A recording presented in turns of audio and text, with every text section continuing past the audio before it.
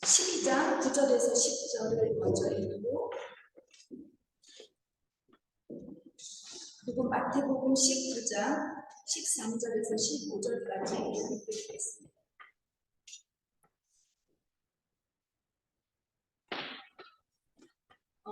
Ich hätte gerne nach dem Gottesdienst die politische Fakultät, hätte ich einfach mein Predigt ganz kurz zusammenfassen. Daher, ich bitte euch allen, Sie auch, dass nach dem Gottesdienst sehen wir uns mal ganz kurz mal, ja, denn ich halte das. Ich versuche das kurz zusammenzufassen. 고린도후서 12장 9절에서 10절과 마태복음 19장 13절에서 15절까지 우리 함께 한 목소리로 이제 봉독하겠습니다. 고린도후서 12장 9절에서 10절까지 우리 다 같이 한 목소리로 함께 봉독하겠습니다. 하나, 둘, 셋. 너희는 이때까지 12장 9절에서 10절까지입니다. 다른 사람이 또 내가 너희와 함께 있어. 이게 뭐지? 자꾸만 다르게 나오죠? 여기 있어. 나에게 이르시기를 내 은혜가 내게 족하도다. 이는 내 능력이 약한 데서 온전하여 주니다. 그러므로 도리어 크게 기뻐함으로 나의 여러 약한 것들에 대하여 자랑하리니 이는 예수 그리스도의 능력이 내게 머무르게 합니다. 그러므로 내가 그리스도를 위하여 약한 것들과 능력과 궁핍과 박해와 공고를 기뻐하노니 이는 내가 약한 그때에 강합니다. 마태복음입니다. 마태복음 19장 13절에서 15절까지입니다. 그때 사람들이 예수께서 안수하고 기쁨 주시는 바라고 어린 아이들을 데리고 몸에 제자들을 찍고 예수께서 이르시되 어린 아이들을 용납하고 내게 오는 것을 금하지 말라. 천국이 이런 사람들이 것이니라 하시고 그들에게 안수하고 길을 떠나시니라. 주신 하나님, 오늘 제가 주님의 말씀을 전하고자 합니다. 저의 모든 생각 다 가려주시고 온전히 저의 입을 통하여 주님께서 우리들에게 필요한 말씀을 전하게 해주시고 이 말씀이 저희들의 피와 살이 되게 생명이 될 수 있도록 도와주시옵소서. 예수님의 이름으로 기도를 드립니다. 여러분, 항상 모든 목회자들이 그렇지만 절기 성교를 준비하는 것이 참으로 쉽지 않습니다. 특별히 오늘은 추석 감사절과 유아세례가 이렇게 겹쳤기 때문에 제가 이제 지난주부터 고민을 했어요. 했던 설교를 다시 재탕하기에는 좀 그렇고 어떻게 하면 유아세례와 맞물려서 이 설교를 준비해야 할지 참 고민을 많이 하던 중에 제가 지난주에 묵사관을 갔는데 거기에 2년 전에 밤나무를 심었습니다. 이렇게 딱 보니까 밤이 주렁주렁 열렸어요. 저는 밤나무가 있는지도 몰랐어요. 근데 우연하게 밤나무를 보니까 밤이 정말 탐스럽게 열려가지고 제가 이제 비서한테 야 내가 좀 밤 좀 따가도 되겠니? 그러니까 단단하지 않고 주워도 되겠냐? 떨어진 거 주워도 되냐니까 아 경이 그거 주워도 된다고 아무도 안 가져갈 거라고 썩을 테니까 어차피 너 가져가라는 거야. 독일 사람들은 밤 안 먹는 사람도 있잖아요. 그래가지고 제가 이제 밤을 담기 시작했습니다. 근데 밤송이가 되게 컸어요. 나무는 되게 작은데 밤송이가 되게 컸고 알도 제가 얼마나 커서 그런지 그냥 기분 좋게 막 담았습니다. 그리고 그렇게 밤송이를 주는 중에 제가 이거를 갖고 왔는데 이 밤송이를 보세요. 이게 좀 약간 제 했는데 이 밤송이를 보니까 이 밤송이 안에 밤알이 크면은 그 옆에 있는 밤알들이 되게 보잘것도 없고 먹을 수가 없어요. 껍질 같은 거죠. 아마 이 큰 알이 모든 영양분을 다 뺐기 때문에 이 주변에 있는 그 알들은 그냥 다 영양분을 잃어서 결국은 껍질밖에 될 수가 없었다는 것을 보면서 아 모든 자연의 세계가 다 그렇구나. 예를 들면 여러분 생태계의 먹이사슬을 보세요. 약한 동물이 강한 동물에게 먹히는 양육 방식이죠. 그 원리가 또 지배를 합니다. 또한 필요한 환경과 조건에 잘 적응할 수 있는 생물이 마지막까지 생존할 수 있고 번식도 잘할 수 있다는 이 적자 생존의 원리를 보더라도 힘이 센 자, 강한 자들이 세상을 지배하는 것이 자연의 원리입니다. 근데 우리 인간의 세상은 어떨까요? 별다를 바 없죠. 강자가 있는 반면에 약자가 있고, 요즘 소위 우리의 정치적, 사회적 용어로 따진다면 주류와 비주류라는 말이 있어요. 제가 한국에 있을 때 이 주류, 비주류라는 말은 없었는데 금수저, 수저 이런 말도 새로운 말인데 요즘 이 말이 유행인 것 같아요. 주류는 어떤 조직이나 단체에서 크게 영향을 행사할 수 있는 세력이고 이들을 보통 강한 사람, 힘이나 권력을 가지고 있는 사람, 성공한 사람, 어느 위치에 올라가 있는 사람들을 우리는 강자라고 부르죠. 비주류는 반대로 영향력을 행사할 수 없는 힘이 지배를 받는 세력, 약자라고 부르죠. 그들은 약한 사람입니다. 힘이 없는 사람, 실패한 사람, 아주 밑에 깔려있는 사람들입니다. 우리 인간은 여러분과 저를 포함해서 다들 주류가 되기를 원하죠. 그래서 아마 우리들은 이곳에 외국에 온 사람도 있을 것입니다.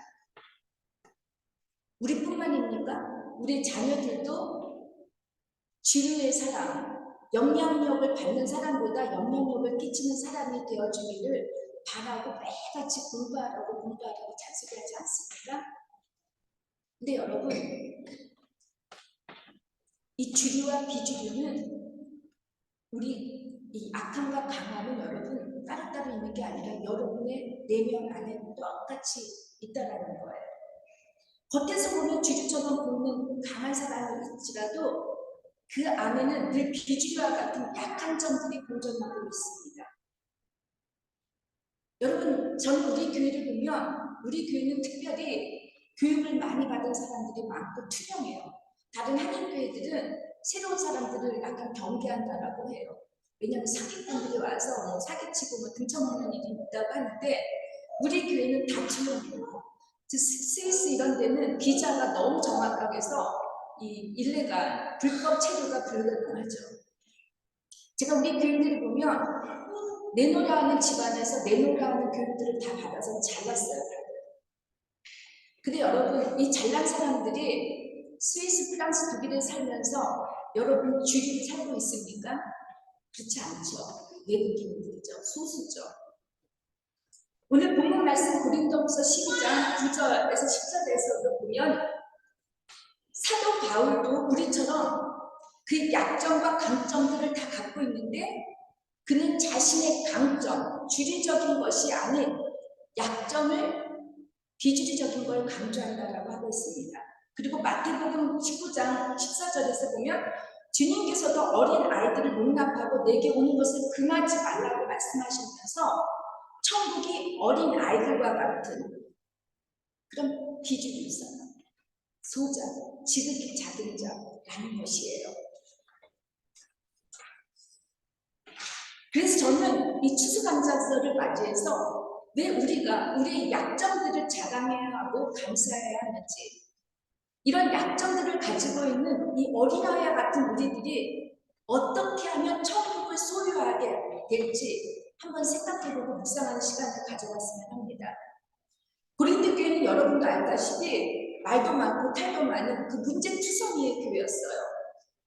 현재는 인구 3만 명 정도밖에 살지 않는 그런 작은 도시에 불과하지만 당시에는 인구 60만이 살았던 아주 커다란 항구 도시였습니다. 당시 60만의 인구라면 대단한 거죠.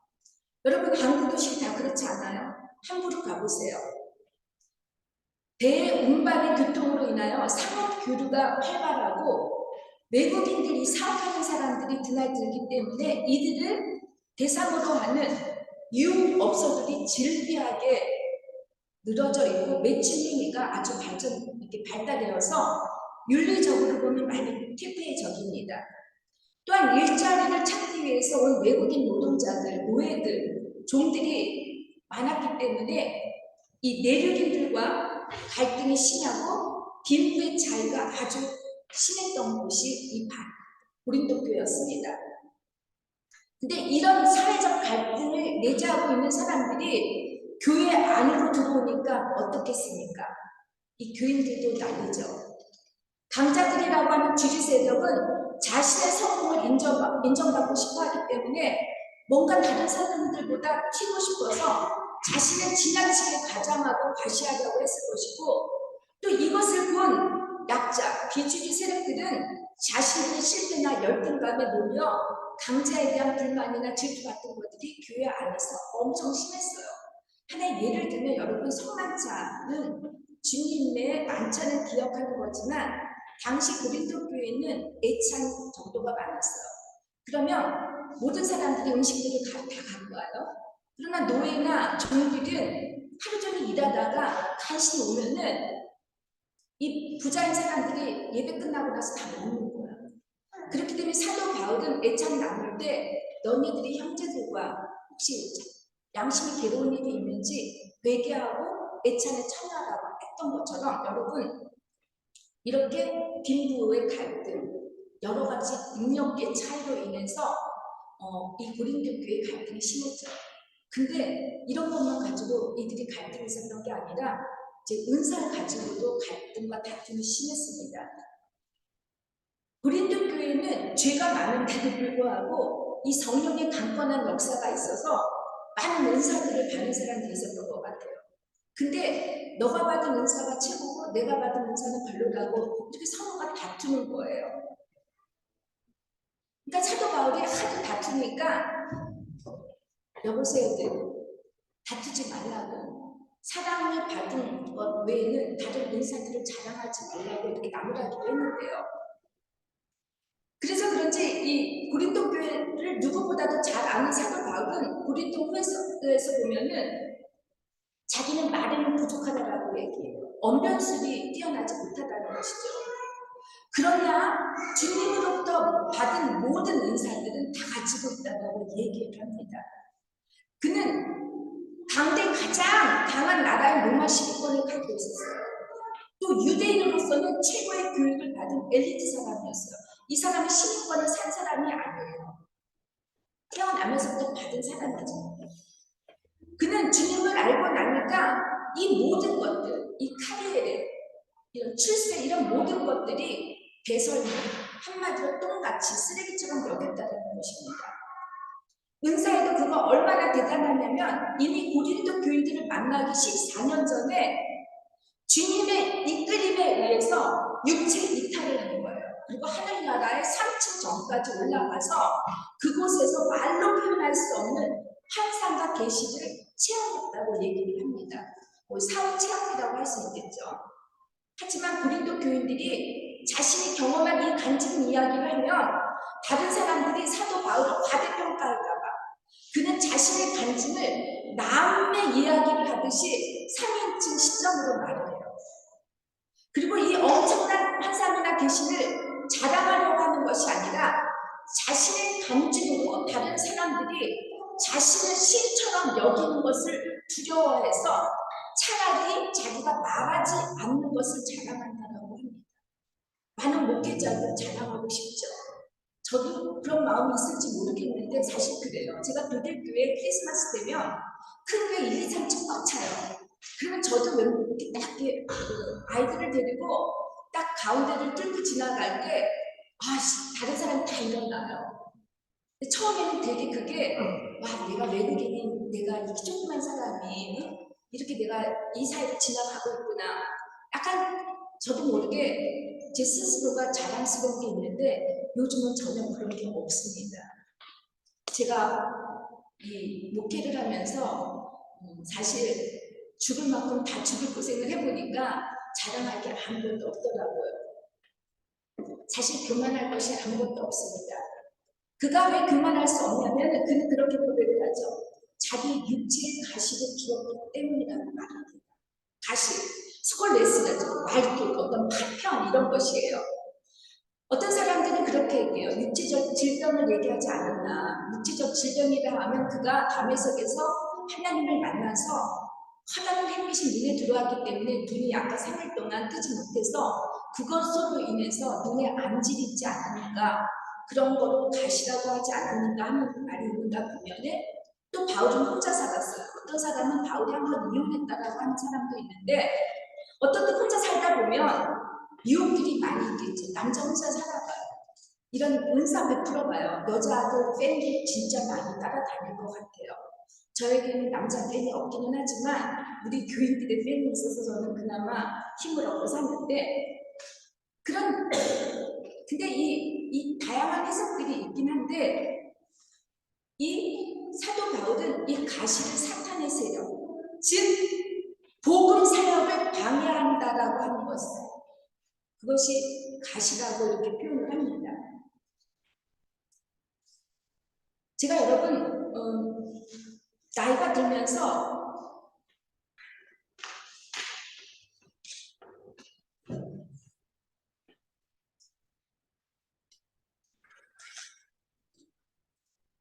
근데 이제 여러분 가시를 우리들 많죠. 여러분들 각자가 가시가 있을 거예요.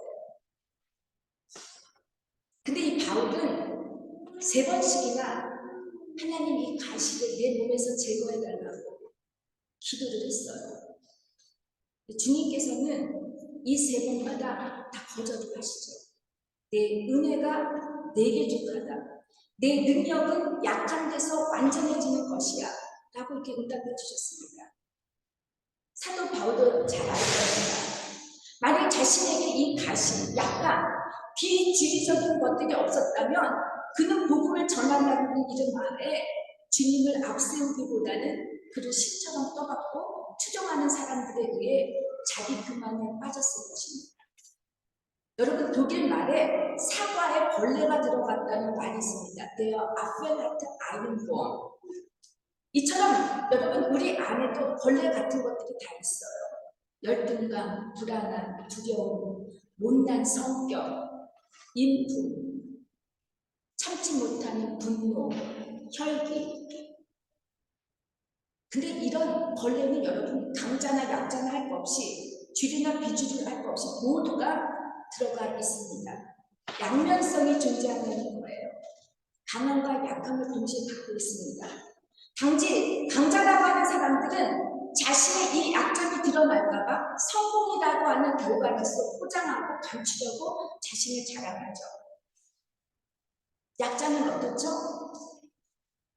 자신이 이 결여가 부끄러우니까 이것이 드러나지 않으려고 안 그런 척 하는 것이죠. 여러분께서는 어떻습니까?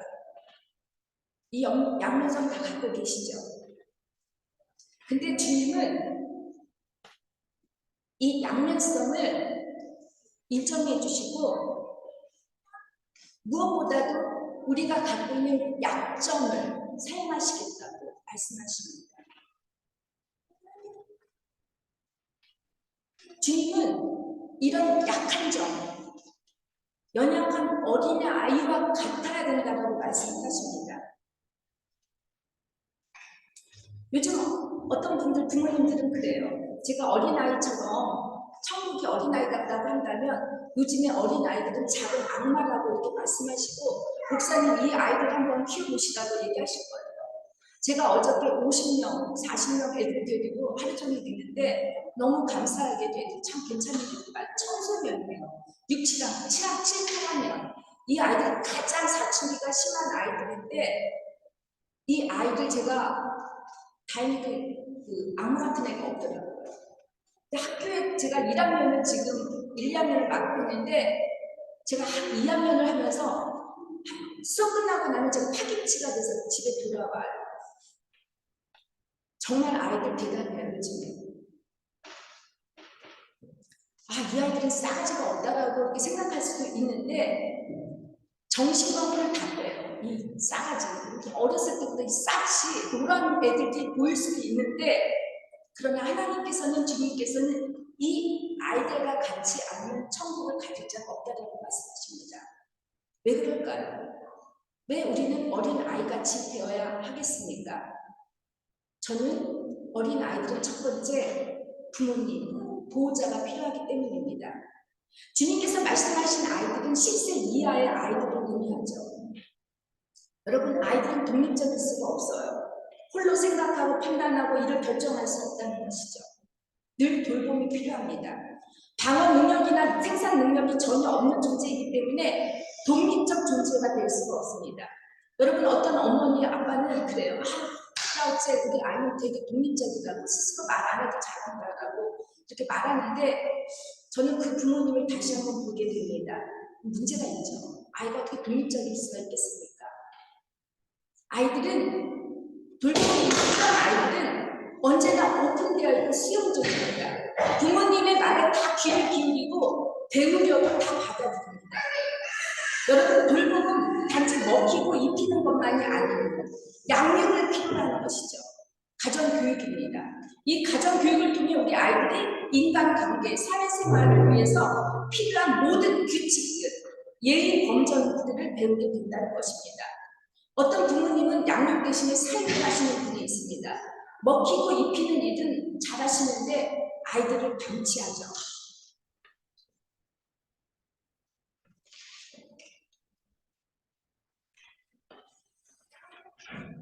우리 교회 부모님들은 감사하게도 다 양육을 잘하시는 분이어서 제가 좀 감사를 드리는데 저는 제가 인생에서 우리 부모님께 가장 감사한 것이 뭐냐고 물어보면 저는 부모님을 통해서 하나님을 알게 되었다는 것이었어요.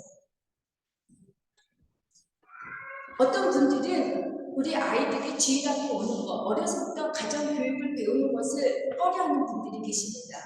이 제자들이 우리 아이들이 부모님들이 아이들의 축복을 받기 위해서 주님께 데리고 오는데 제자들이 막 방해를 하죠. 우리 아이들이 주일 예배에 오는 것을 방해하는 분들이 계시는데 이해돼요. 어렸을 때부터 세대 교육 같은 걸 해가지고 건강하게 자라지 않게 할까봐 걱정해서 그러는 것은 당연한데 여러분, 그래서 제가 교육가로서 이제 주일학교가 잘 되기 위해서 저도 되게 많이 노력하는 편이고 다행히 우리 주일학교 선생님이 정현주 집사님도 심리학을 공부하신 분이어서 참 감사를 드리는데요. 여러분, 저는 이분들에게 질문하고 싶은 게 뭐냐면 여러분 언제까지 살 수 있는 거 다 알고 계세요? 여러분의 아이들이 돌봄과 보호가 필요한데 여러분들이 언제까지 우리 아이들을 돌보고 가르치고 할 수 있겠습니까? 세상 모르죠. 내일 어떤 일이 일어날지 몰라요. 예배가 끝나고 집에 가는 동안에 어떤 일이 일어날지 모른다는 것이에요. 근데 이 아이들에게 저는 우리 부모님께서 저에게 주신 그 믿음, 저희 아버지는 그렇게 얘기했어요. 얘들아, 아빠는 너네들 내가 죽을 때에도 너네들에게 유산 하나 안 주신다고 그래가지고 뭐 주실 유산도 없어요. 다 교회에 바치셨기 때문에 없긴 했지만 정말 아무것도 안 주셨어요. 근데 저희 아버지로부터 받은 제 그 믿음, 그 믿음이 제가 이 독일에 거의 35년 동안 있는 동안에 그 믿음이 저를 지켜줬습니다. 건강하게 저를 지켜줬었어요. 그러면 우리 아이들이 이 세상에 살아갈 때 우리 부모님들 매우 싸우죠. 안 싸우는 부모님들이 있으니까 그리고 참 감사한데 이 싸우는 부모 밑에서 아이들이 얼마나 두려워하고 무서워하겠습니까? 이 아이들 우리가 안전한 보호하고 돌봄 언제까지 할 수가 있습니까? 그러나 이 아이들에게 나는 부족하지만 아빠, 엄마를 하나님께서 지켜주시고 있어. 그 믿음을 우리 아이에게 지켜준다면, 그 믿음을 우리 아이에게 준다면 이 아이들은 평생 나는 하나님의 돌보심을 받는, 보호하심을 받는 사람이라는 것을 알게 될 것입니다. 두 번째, 어린아이는 끊임없이 사랑이 필요한 존재라는 거예요. 어린아이는 사랑이 없이 살 수가 없습니다. 우리 아이들은 그래서 엄마, 아빠한테 아빠, 엄마, 나 사랑해? 라고 물어봐요. 근데 우리 한국 사람은 어떠죠? 도리어 엄마, 아빠가 아이들에게 엄마, 아빠 중 누구를 더 사랑해요? 이렇게 하고 묻죠. 아이들에게 사랑이 필요한 엄마, 아빠라는 거죠. 아빠, 엄마가 싸워보면 우리 아이들은 두려워하고 자기가 무슨 죄를 지느냐 쫄아요. 그죠? 그리고 엄마, 아빠가 싸우면 혹시 자기가 뭔가를 잘못해서 그랬는지 알고 불안해합니다. 여러분, 어린 아이한테는 다른 것이 다 필요가 없습니다. 사랑이면 됩니다. 사랑할 때 행복하고 사랑받을 때 더 행복하죠. 우리 어른들은 어때요? 사랑하냐고 만족합니까? 여자분들 사랑 하나로 여러분 만족해요? 남편이 주시는 사랑 만족합니까? 제가 우리 한국에 인터넷에 검색해보니까 미혼인들에게 결혼할 대상자의 1순위가 뭔가 알아봤더니 사랑이 다 아니더라고요. 사랑하기 위해서 조건이 필요하다는 거예요. 경제능력, 직업, 학벌, 외모, 나이, 가정 환경 등을 다 본대요.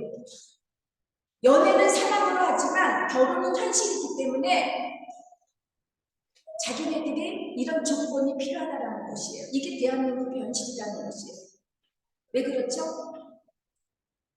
저는 우리 사회가 사랑을 주는 것, 사랑을 받는 것보다는 인정을 받는 사람을 요구했기 때문이라고 생각합니다. 서로 인정을 받아야 하니까 경쟁을 하죠. 아무런 것을 하지 못하고 이뤄놓은 것이 없다고 해도 그 사람을 인정해주면 좋겠는데 그럴 수가 없습니다. 그러나 어린 아이들은 이런 생각을 못해요. 아이들은 직업이 좋고 나쁘고도 구분 못해요. 저희 아들의 꿈은 어렸을 때 환경미화원이었어요. 걔는 쓰레기차 끌고 가는 부분이 너무 부럽대요. 그리고 택시 운전사가 되고 싶었대요. 그래서 너 왜 택시 운전사가 되냐 보니까 택시 운전사가 그때 그 번금을 그 앞에다 많이 넣고 있는 거 보니까 택시 운전사가 세상에 제일 부자인 줄 알았다고 얘기를 하는데, 여러분, 우리는 한국 사람이지만 사랑하냐고 이렇게 물어보면 오글거린다고 말 못한다고 하는데, 그리고 어색하는데, 여러분, 우리 아이들처럼 여러분은 늘 아이들뿐만이 아니라 여러분의 남편과 아내, 주변 사람들에게 사랑한다는 말을 많이 해주시기를 바랍니다. 이 사랑의 힘을 받은 사람은 인생의 모든 어려움과 고난을 이길 수 있게 됩니다. 세 번째, 어린 아이들은 조건 없이 신뢰하고 믿습니다. 아이들은 부모를 전적으로 믿고 신뢰합니다. 부모님이 무슨 말을 하면 이 말이 진짜인지 아닌지 따지지 않고 믿습니다. 또 부모님이 말한 것이나 약속한 것이 이루어질 것인지 아닌지 의심하지 않아요. 그냥 믿어요. 그런데 어떻죠? 부모님들이 하도 약속 잘 어기면 이번에도 또 엄마 거짓말하지 이렇게 하죠. 제발 애들에게 쓸데없는 약속하지 않으시기를 주님의 이름으로 부탁합니다. 여러분, 아이들에게 여러분 한번 신뢰감을 잃게 되면 이 아이들은 하나님과의 관계에서도 신뢰감을 쌓기가 진짜 어렵습니다. 그렇기 때문에 아이들에게는 지키지 못할 약속을 펑펑 내주지 마시기를 바랍니다. 저는 이 아이들이 얼마나 믿음이 좋은지 이 아이들에 대한 예화를 제가 하나 드리고 보겠는데, 영국에 있었던 일이라고 해요. 흉년이 들어서 많은 교회에서 교우들이 이제 저녁에 함께 기도 모임을 가졌다고 합니다. 근데 어린 아이가 우산을 하나 갖고 왔다는 거예요. 그리고 교회 이제 기도 모임이 끝나자 이 아이가 우산을 쓰고 나가더라는 거죠. 그러니까 교인들이 얘야, 너는 지금 비가 오지도 않는데 무슨 우산을 쓰고 이렇게 가느냐고 했더니 이 아이가 하는 말, 여러분들 지금 비가 오게 해달라고 기도하지 않았느냐고, 그럼 믿어야 되지 않겠느냐고 한다는 겁니다. 우리는 기도를 하죠. 근데 믿지를 못해요. 그리고 기도를 하나님께 했는데 이 하나님이 이 기도를 들어줄까 말까 요거까지 다 생각하고 나서 비플란, 기도하지 않은 기도에 응답이 없다라며 그렇게 생각까지 다 하고 있습니다. 왜냐하면 하나님을 전적으로 믿지 못하니까 그렇죠. 우리의 기준과 우리의 때에 우리의 요구대로 하나님께서 맞춰주시기를 원합니다. 여러분, 어린 아이들은 한번 믿으면 그 이후를 생각하지 않아요. 먼저 계산기를 다 두들기고 따져가지고 어떤 위험이 따질지 이런 이해타산하지 않습니다. 헌신하는 것, 여러분, 사랑하는 것 계산하지 않아요. 저는 우리도 마찬가지로 하나님께 우리가 사랑하기 위해서는 우리의 이기적인 것, 계산적인 이런 사랑, 또 우리 주변 사람에게 이런 이해타산적인 사랑하지 않으시기를 주님의 이름으로 축복합니다. 네 번째, 아이들은 뭔가 바라고 요구하는 것이 많지 않아요. 어린 아이들은 부모님께 받은 선물이면 무엇이든지 기쁘게 받습니다. 안 그런가요? 우리 어른들, 특히 여자분들은 그렇지 않죠. 우리 마음에 들지 않으면 기분이 별로 안 좋아요. 그래서 남편들이 무엇을 선물할지 항상 잔소리가 많으니까 선물하는 게 두렵다는 말을 합니다. 설사 아이들은 마음에 들지 않는 선물을 받았다고 해서 선물한 사람에게 기분 나빠하지 않아요. 그리고 받은 선물을 금방 다른 사람에게 주는 것을 원합니다. 선물 자체를 좋아하는 것이지 물건의 가치를 따지지 않기 때문에 소유의 욕심이 애들은 없습니다. 그리고 아이들의 선물에는 어떤 대가나 보상의 요구가 없습니다. 애들은 그냥 나누는 것을 기뻐하고 좋아합니다. 근데 우리 어른들은 어떻죠? 물질에 대한 욕심, 소유가 점점 커져갑니다. 작은 것에 만족 못하죠. 수많은 소유를 가진다 해도 늘 배가 고픕니다. 비어있는 것 같죠. 여러분, 그런데 물질, 부는 축복이 아니에요. 은사입니다. 은사는 주님께 받은 가르죠. 이 은사는 주님께서 나누라고 주신 것입니다. 하나님이 원하시고 뜻하신 대로 내가 준 이 물질을 사용하고, 그런데 이것을 사용하지 못할 때 우리는 어떻죠? 이걸 내려놓지 못합니다. 결국 물질의 노예가 되고 맙니다. 이 물질의 욕심이 우리 신앙생활에 제가 볼 때는 가장 방해하는 요소라고 생각합니다. 하나님을 향한 마음과 세상을 향한 마음, 이 두 마음을 갈라지게 하는 것이 이 욕심, 물질의 욕심에서 오게 되는 것이죠. 그래서 주님께서는 부자가 하늘나라에 들어가는 것이 쉽지 않다고 경고하셨습니다. 주님은 하늘나라에 들어가기 위해서 가난하라고 맞이하셨지만, 하지만 우리의 보물이 있는 곳에 우리의 마음이 있다고 하셨습니다. 여러분이 가장 물질적으로 즐겨 쓰는 곳에 여러분의 마음이 있다고 한다면 여러분들 하나님을 위한 마음 안에 얼만큼 여러분의 시간과 모든 것이 담겨 있는지 스스로 한번 물어보셨으면 합니다. 마지막으로 아이들은 금방 용서를 하고 화해를 합니다. 제가 아이들을 보면 학교에서 잘 싸워요. 근데 불러요, 두 사람한테. 왜 싸우냐고 말하면 질질 짜고 울면서 이렇게 했다고 얘기를 해요. 그래서 내가 다 듣고 나서 너네들 화해해 하면 손을 내밀어요. 이 아이들은. 근데 우리 어른들은 어떻죠? 아이들은 금방 형제 자매가 돼요. 근데 어른들은 어떻죠? 화해하는 것이 쉽지 않습니다. 상대방이 잘못했다고 끝까지 우기고 그 책임을 전가하죠. 특히 잘못을 했어도 구체적으로 내가 무엇을 잘못했는지 그냥 말을 하지 않으려고 해요. 그리고 하면서 그냥 회개했다고, 내가 잘못했다고 말을 합니다. 여러분, 회개나 잘못 인정은 내 입장이 아닌 상대방의 입장에서 해야 합니다. 그리고 하나님과 그에게 잘못했음을 고백하고 그에게 찾아가서 화해를 요청하는 것이죠. 주님께서 가르쳐 주신 주기도문을 헬러 본문으로 지역해보면 우리에게 잘못한 자를 용서해 준 것 같이 우리의 죄를 용서해 주소라는 이 직역하면 과거에 있어서 우리에게 지은 죄를 반드시 용서해 주지는 못했으나 이후로는 그들을 용서해 줄 수 있도록 하나님께 우리의 죄를 용서해 주십시오라고 기도하는 것입니다.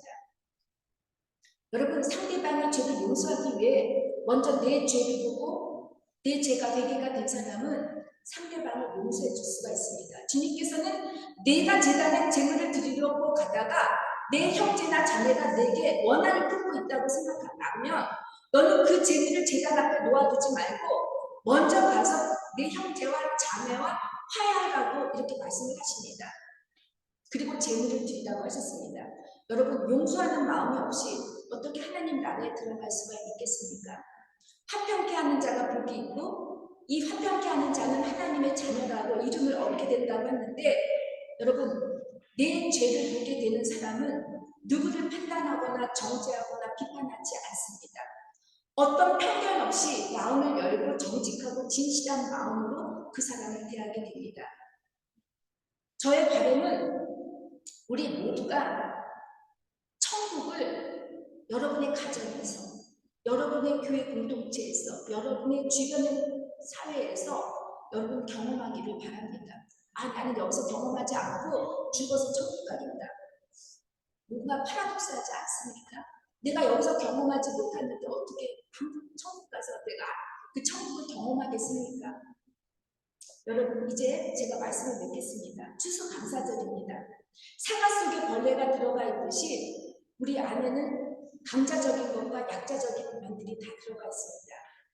주님께서 요구하시는 모델은 어린 아이처럼 되라는 것입니다.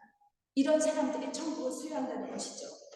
우리는 늘 감사할 것에 조건을 붙였습니다. 내 바람대로, 내가 계획된 대로, 내가 소원한 대로 모든 것이 이루어지면 내가 조금도 불편함이 없고 부족함을 느끼지 못하게 되면 감사하다고 이렇게 말을 합니다. 그러나 여러분, 이 시간 여러분에게 주어진 벌레, 가시들이 여러분 안에 있다면 주님 감사합니다. 이 가시, 이 벌레 같은 나 하나님 사용해 주시옵소서. 나는 이것을 통해 주님께서 저를 온전하게 만들어 주신다면 주님께 드리겠습니다. 여러분, 저는 여러분에게 고백합니다. 제가 독일교회에 사역하면서 외국인으로서 정말 힘든 일이 많았지만 한 번도 저는 열등감에 시달려 본 적이 없습니다. 담담했습니다. 그것은 제가 잘난 것이 아니라 저의 약점, 외국인이라고 하는 약점, 여자라고 하는 약점, 언어의 약점을 통해서 하나님께서 가장 멋지게 일해주시는 것을 제가 봤고 이 은혜 안에서 사람들의 영혼이 살아나는 것을 제가 경험했기 때문입니다. 그러니까 여러분, 이제부터는 여러분들이 갖고 있는 그 벌레, 가시들, 감사함으로 오늘 주님께 드렸으면 합니다.